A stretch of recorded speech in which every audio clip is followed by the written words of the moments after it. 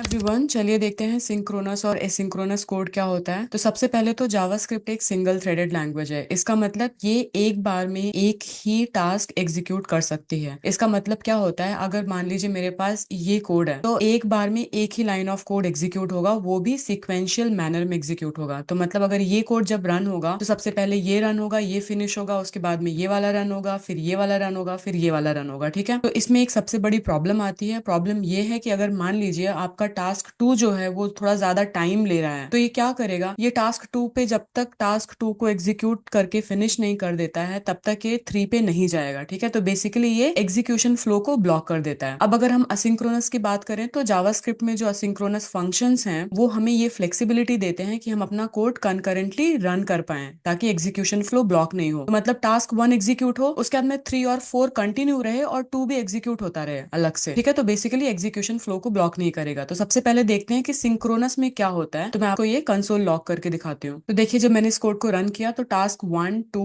3 4 ये sequential manner में run हुए। ठीक है, अब हम लोग सेम सिचुएशन पे चलते हैं और ये देखते हैं कि अगर टास्क 2 को ज्यादा टाइम लगेगा तो उस टाइम पे क्या होगा। एक बात और कि ऐसे टाइप के टास्क कौन से हो सकते हैं, जैसे मान लीजिए अगर आप कोई भी एपीआई रिक्वेस्ट, कोई भी नेटवर्क रिक्वेस्ट का आपका यहाँ पे लॉजिक है, या फिर अगर आप कोई भी डेटा फेच कर रहे हैं जहाँ पे आपको पता है कि टाइम लेने वाला है क्योंकि आप डेटा कहीं और से फेच कर रहे हैं, या फिर कोई फाइल रिलेटेड ऑपरेशन हो सकता है, आप कुछ भी ऐसा कर रहे हैं जो टाइम लेने वाला है, वो आपको एसिंक्रोनस फंक्शन का आप यूज करके उसको एग्जीक्यूट करवा सकते हैं कंकरेंटली अलग से। तो अब एसिंक्रोनस जावास्क्रिप्ट का एक फंक्शन है जिसको हम बोलते हैं सेट टाइम आउट। इसका मैं यूज करके आपको दिखाती हूँ कि हम क्या कर सकते हैं यहाँ पे। तो मैं ये फंक्शन लिखूंगी, यहाँ पे हमें एक कॉल बैक फंक्शन बनाना होगा। मैं एक एरो फंक्शन बना रही हूँ, यहाँ पे फैट एरो लगाएंगे, और जो टास्क 2 है मुझे पता है ये टाइम लगाने वाला है। ठीक है, तो टास्क 2 को मैं यहाँ पे डाल दूंगी। इसको एक काम करते हैं, पहले इसको उठाते हैं और इसको यहाँ पे पेस्ट कर देते हैं, और मान लीजिए टास्क 2 ऐसा कुछ रैंडम टाइम दे देते हैं 3000 मिली सेकेंड्स, मतलब 3 सेकंड तो लगाएगा ही लगाएगा ये। ठीक है, अब अगर मैं इसको रन करती हूँ तो देखिए क्या होगा। 1 3 4 हो गया, अभी 3 सेकंड के बाद देखो 2 ये बाद में एग्जीक्यूट हुआ। मतलब इसने ना एग्जीक्यूशन फ्लो को रोका नहीं, इसने 1 को एग्जीक्यूट किया, दूसरा टास्क टाइम ले रहा है तो ले रहा है, पर इसने 3 और 4 को एग्जीक्यूट कर दिया, इसने टास्क 2 के लिए वेट नहीं करा। तो ये एक एसिंक्रोनस जावास्क्रिप्ट का एक फंक्शन है जिसका यूज करके हमने इसको अचीव किया है। ठीक है, सिंक्रोनस से इस कोड को असिंक्रोनस बनाया। अब चलिए इसको एक एग्जांपल लेके देखते हैं। तो यहाँ पे एक सिचुएशन हो सकती है। अब यहाँ पे पहले आप देखिए, ये जो लिखा हुआ है handled with callbacks promises async await, इसका मतलब क्या हुआ कि असिंक्रोनस कोड में ऐसी सिचुएशन आ सकती है जहां पे हमें कुछ स्पेसिफिक सिनारियो हैंडल करने पड़ जाए। फॉर एग्जाम्पल, अब मान लीजिए आपको ये पता है कि आपका जो टास्क 2 है वो इनमें से कोई भी चीज हो सकता है। ठीक है, जो टाइम लेने वाला है ये चीज आपको पता है, पर आप नहीं चाहते कि टास्क 3 एग्जीक्यूट हो जाए। यहाँ पे क्या हुआ, यहाँ पे 1 3 4 एग्जीक्यूट हो गया, उसके बाद में 2 एग्जीक्यूट हुआ है, पर आप ये नहीं चाहते कि टास्क 3 पहले ही एग्जीक्यूट हो जाए, क्योंकि आपको ये पता है कि इसमें जो आपको आउटपुट मिलेगा, ठीक है, यहाँ पे जो भी आप डेटा फेच करवा रहे हैं या फिर आप जो भी ऑपरेशन करवा रहे हैं, यहाँ का जो आउटपुट होगा मान लीजिए उसके ऊपर आपका टास्क 3 डिपेंडेंट है। तो आप चाहते हैं कि टास्क 3 तभी एग्जीक्यूट हो जब टास्क 2 एग्जीक्यूट हो जाए, मतलब टास्क 2 एग्जीक्यूट हो उसके बाद में ही 3 एग्जीक्यूट हो। तो वैसी सिचुएशंस को आप कैसे हैंडल करेंगे? वैसे सिचुएशंस को हैंडल करने के लिए हम लोग कॉलबैक्स प्रॉमिसेस या फिर असिंक अवेट का यूज कर सकते हैं। तो इसके लिए सेपरेट सेशंस में बनाऊंगी, पर पहले अभी के लिए हम लोग कॉल बैक का एक एग्जांपल देख लेते हैं। तो मैंने यहाँ पे एक एग्जांपल लिया है। मान लीजिए आपके पास ये 4 टास्क हैं। आप खाना ऑर्डर करना चाहते हैं, आप किसी फ्रेंड को कॉल करना चाहते हैं, आप टीवी देखना चाहते हैं, और आपको खाना भी खाना है। ठीक है, अब हमें ये पता है कि जब हम खाना ऑर्डर करेंगे तो कुछ तो टाइम लगेगा खाना आने में। तो हम क्या करेंगे, सबसे पहले तो सेट टाइम आउट का यहाँ पे यूज कर लेते हैं, सेट टाइम आउट, और यहाँ पे एक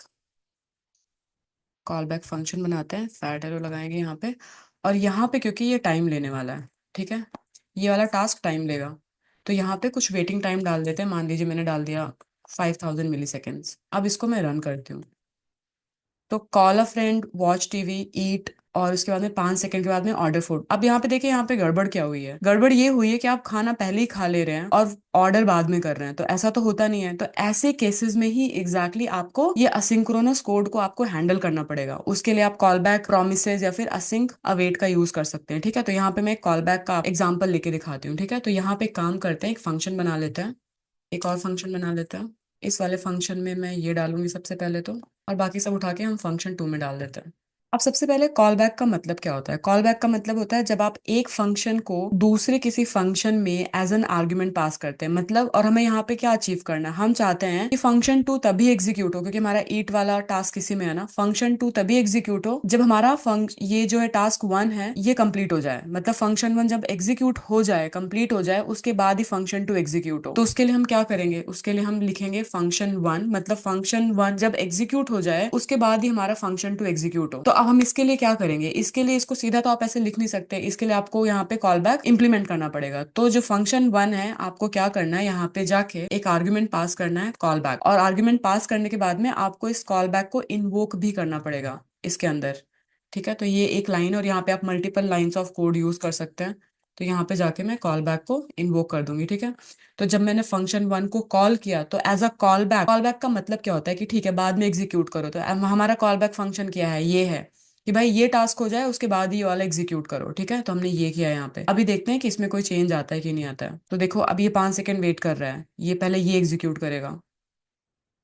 ठीक है, अब क्या हुआ देखो, ऑर्डर फूड, ये बाकी दोनों बीच में आ गए, उसके बाद में एट। तो अभी सीक्वेंस सही हो गया ना, 1 2 3 4, मतलब आपने ये बता दिया कि इसके ऊपर डिपेंडेंट है बाकी सब कुछ। ठीक है, ऑल्दो ये तो मैंने इस एग्जांपल के लिए दिया था, पर आपका ऐसे भी कुछ टास्क हो सकता है जो डिपेंडेंट हो, नहीं हो। अगर नहीं है तो आप इसको अलग से रख दो, अगर आपको इसको कभी भी एग्जीक्यूट करवाना है, दैट्स अ डिफरेंट सीन। पर ये तो दोनों एक दूसरे के ऊपर डिपेंडेंट थे, करेक्ट? तो आप इस तरीके से कॉल बैक का यूज कर सकते हो। तो आप सिंक्रोनस और एसिंक्रोनस में ये याद रखिए कि सिंक्रोनस जो है वो हर टास्क को one by one sequential manner में एग्जीक्यूट करता है, और इससे क्या होता है, एग्जीक्यूशन फ्लो जो है वो ब्लॉक हो जाता है, क्योंकि जब तक पहला वाला टास्क फिनिश नहीं होगा तब तक उसके नेक्स्ट वाला जो टास्क है वो स्टार्ट नहीं होगा, मतलब वो एग्जीक्यूट नहीं होगा। पर असिंक्रोनस में क्या होता है, ये जो है टास्क को बैकग्राउंड में एग्जीक्यूट करवा सकता है, उसके लिए हम जावास्क्रिप्ट के एसिंक्रोनस फंक्शंस का यूज कर सकते हैं। ठीक है, तो और ये क्या, इससे क्या होता है कि एग्जीक्यूशन फ्लो जो है वो ब्लॉक नहीं होता है। और असिंक्रोनस के जो हमने स्पेशल सिचुएशंस देखे हैं जहाँ पे आपको एक मेथड का जो एक फंक्शन जो आपने लिखा है उसका अगर आपको आउटपुट चाहिए कोई दूसरे नेक्स्ट वाले फंक्शन के लिए, ठीक है, तो उस सिचुएशंस में आप एसिंक्रोनस वाले कोड को कैसे हैंडल करेंगे, कॉल बैक, प्रोमिसेस और असिंक और अवेट का यूज करके। ठीक है, ये सारी चीजों को हम लोग डिटेल में देखेंगे बाकी के सेशंस में। अभी के लिए बस इतना ही। Thank you for watching.